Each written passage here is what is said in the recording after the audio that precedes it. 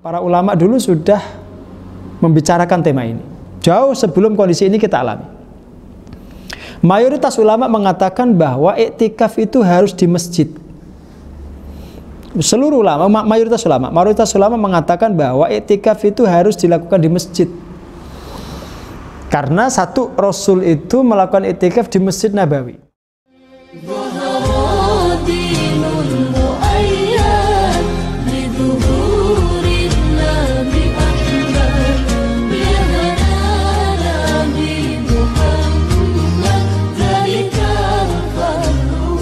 Bismillahirrahmanirrahim. Assalamualaikum warahmatullahi wabarakatuh. Innal hamdalillah nahmaduhu wa nasta'inuhu wa nastaghfiruh wa na'udzu billahi min shururi anfusina wa min sayyiati a'malina. May yahdihillahu fala mudilla lahu wa may yudlil fala hadiyalah. Shalatu wassalamu ala Rasulillah wa ala alihi wa sahbihi wa mawalah. Amma ba'du, ma'asyiral muslimin yang kami cintai karena Allah Subhanahu wa taala. Pada kesempatan kali ini kita akan membahas tema seputar iktikaf. Jamaah yang dimuliakan Allah Subhanahu wa taala, sudah kita fahami bahwa di antara syariat yang diwariskan Rasulullah sallallahu alaihi wasallam kepada kita, yang bahkan oleh para ulama dianggap sunnah mahjurah, sunnah yang hampir punah, yang mulai ditinggalkan oleh umat Islam adalah iktikaf. Baru belakangan ini kita menemukan sebagian masjid, sebagian kaum muslimin menghidupkan kembali sunnah ini, ya, agar tidak menjadi sunnah yang mahjurah tadi, sunnah yang diabaikan. Tapi kemudian dalam pelaksanaannya itu tetap kita harus mengacu kepada apa yang pernah dilakukan Rasulullah SAW pada masanya, sehingga niatan baik kita melakukan iktikaf itu tetap terbingkai dengan kaidah-kaidah ilmiah bersumber dari sunnah-sunnah nabawiyah. Maka di kesempatan siang hari ini kita akan membahas tema iktikaf ini insyaallah secara lebih detail. Yang pertama, apa makna iktikaf itu? Iktikaf itu secara bahasa maknanya adalah luzumus syai' wa habsun nafsi alaihi. Saya ulang ya. Jadi makna lugawi daripada iktikaf itu adalah luzumus syai', menetapi sesuatu. Wa habsun nafsi alaihi, dan mengekang atau mengendalikan diri untuk tetap berada di dalam sesuatu itu. Itu iktikaf secara bahasa. Maka Allah Subhanahu wa taala dalam Al-Qur'an menyatakan ma hadhihi tamathilul lati antum 'alaha 'akifun.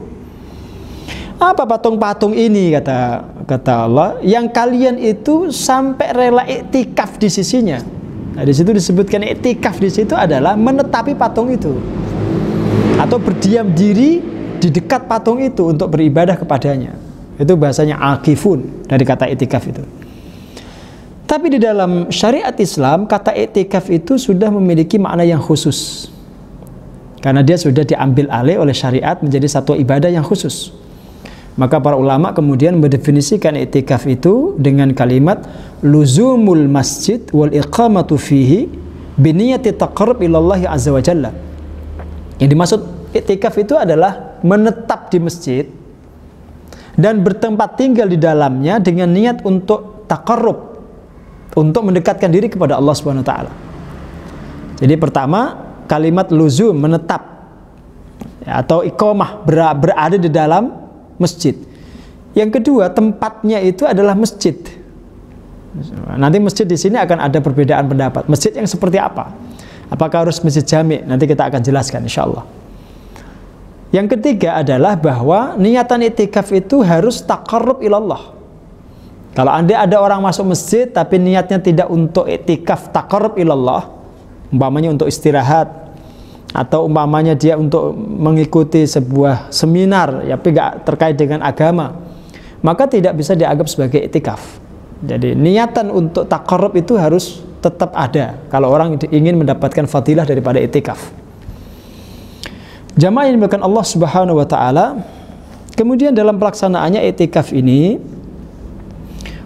biasanya oleh Rasulullah Shallallahu Alaihi Wasallam itu dilakukan di 10 hari terakhir.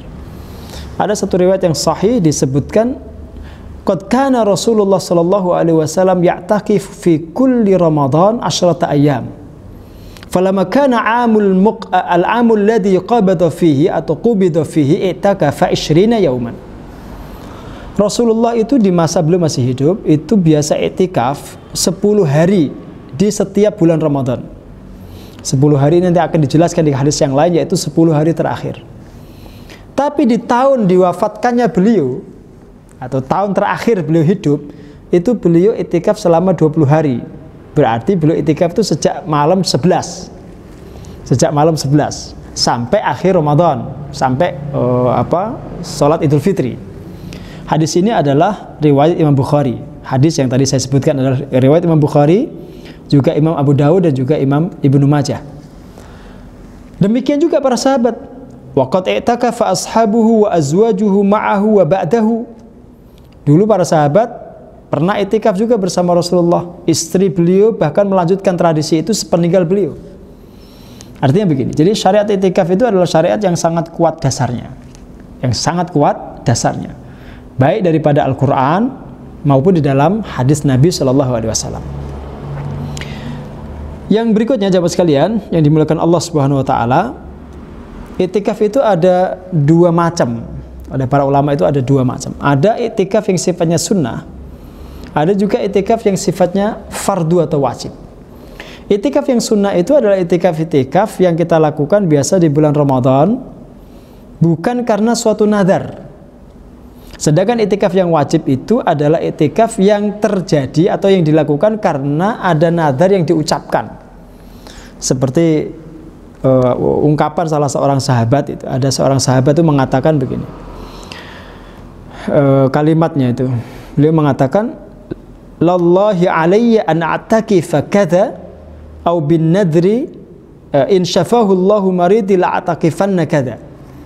Kalau saya disembuhkan Allah dari penyakit, maka saya akan melakukan iktikaf selama sekian hari. Nah, kalimat ini karena disebutkan dengan menyebut nama Allah, ya, maka posisinya adalah nadar. Sehingga ketika kalimat ini sudah diucapkan, nadar sudah terucap, maka iktikaf itu kedudukannya tidak lagi sunnah tetapi wajib. Ini pembagian iktikaf di dalam pandangan ulama-ulama fikih. Yang kedua adalah di mana kita bisa melaksanakan iktikaf. Ada pertanyaan yang beredar di tengah masyarakat. Dalam kondisi kita sedang di lockdown seperti ini, di karantina seperti ini, bolehkah kita itu iktikaf di rumah masing-masing? Apakah iktikaf itu harus di masjid? Ya. Maka kita kalau membaca kitab-kitab para ulama dulu sudah membicarakan tema ini.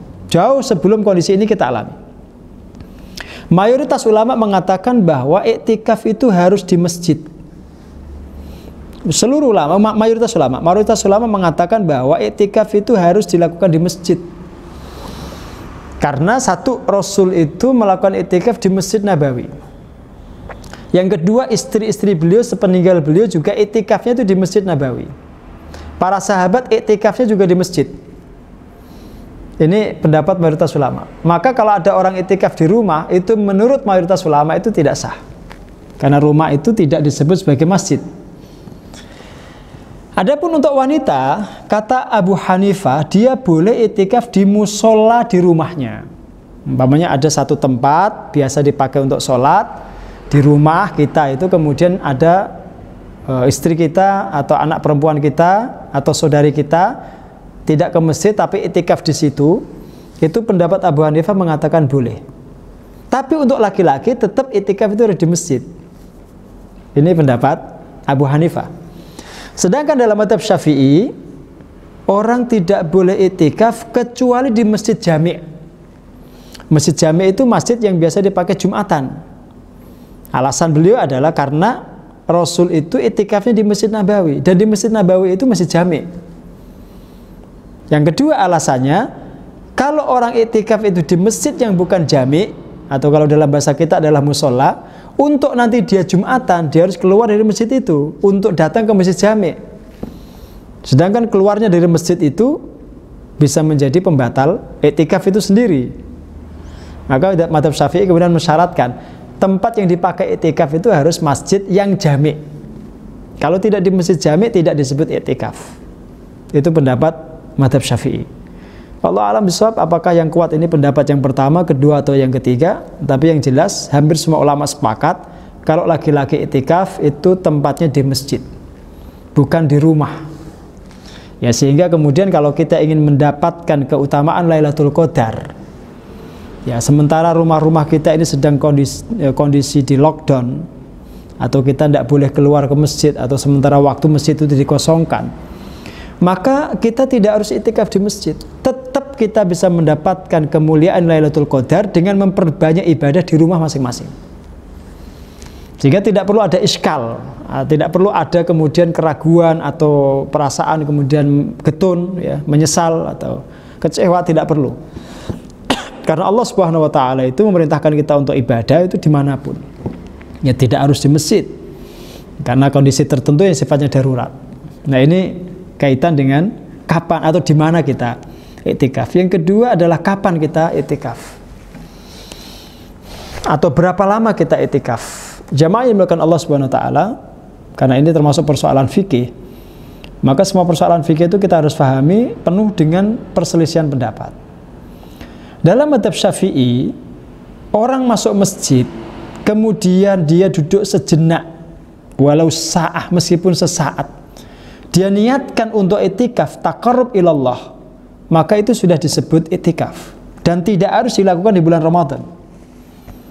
Karena ada kalimat begini dari Sayyidina Ali, dari Sayyidina Ya'la bin Umayyah, inni la'amkuthu fil masjidis sa'atan ma amkuthu illa li'a'takifa. Tidaklah saya berdiam diri di masjid satu saat saja, kecuali aku niatkan itu untuk iktikaf. Berarti tidak harus kemudian full sepanjang malam atau 24 jam berdiam diri di masjid. Ini menurut pendapat yang pertama. Menurut pendapat yang kedua, iktikaf itu hendaknya dilakukan full 10 hari itu, sejak malam 21 sampai malam takbiran. Tidak keluar dari masjid kecuali untuk kebutuhan-kebutuhan yang sifatnya hajat asasiyah, untuk makan atau untuk buang air. Kalau ada orang kemudian keluar dari masjid untuk hal-hal yang selain itu, maka iktikafnya bisa dikatakan batal. Bahkan termasuk kalau ada orang keluar masjid setelah dia iktikaf itu, setelah dia memutuskan iktikaf itu untuk takziah umpamanya, maka takziahnya itu dianggap membatalkan iktikafnya itu. Karena itu tidak termasuk yang tadi kebutuhan dasar untuk mencukupi makan dan minum atau buang hajat. Makanya Rasulullah SAW dulu disebutkan kalau rambut beliau itu gatal saat beliau iktikaf, kemudian dikeramasi oleh istrinya, itu dikeluarkan kepalanya saja dari jendela, dikeluarkan kemudian dikeramasi oleh istri beliau, disisir, dan beliau kembali ke dalam masjid untuk iktikaf. Jadi tidak seluruh badannya keluar masjid, tapi hanya kepalanya. Nah, ini dasar daripada pendapat yang kedua. Sedangkan pendapat yang ketiga adalah yang penting orang itu melakukan iktikaf itu di malam-malam Ramadan, wabil khusus di malam-malam 10 hari terakhir. Ya, tidak harus kemudian siang harinya juga iktikaf. Apalagi kalau kemudian siang harinya dia punya kewajiban untuk mencari nafkah. Maka mencari nafkahnya itu sifatnya wajib, sedangkan iktikaf itu sunnah. Jangan sampai kemudian karena alasan iktikaf, kebutuhan dasar keluarganya kemudian tidak terpenuhi, meninggalkan pekerjaan yang lebih asasi untuk melakukan sesuatu yang sunnah, itu tentu bukan sesuatu yang baik. Itu alasan daripada pendapat yang ketiga. Nah, begini jamaah sekalian. Jadi ketika kita mempersoalkan masalah dalam konteks fikih, kita harus terbiasa dengan perbedaan pendapat para ulama seperti ini. Nanti dalam soal memilihnya itu kembali kepada diri kita masing-masing, termasuk kembali kepada kondisi personal kita masing-masing. Mana di antara pendapat-pendapat itu yang lebih sesuai dengan kondisi kita? Tentu milihnya bukan karena nafsu, tapi karena memang kondisi-kondisi yang memaksa kita harus memilih salah satu dari sekian pendapat itu. Nah, di situ indahnya adanya perbedaan para ulama itu, sehingga tidak perlu kemudian menjadikan kita itu berseteru dengan saudara kita sesama muslim. Wallahu a'lam bishawab. Assalamualaikum warahmatullahi wabarakatuh.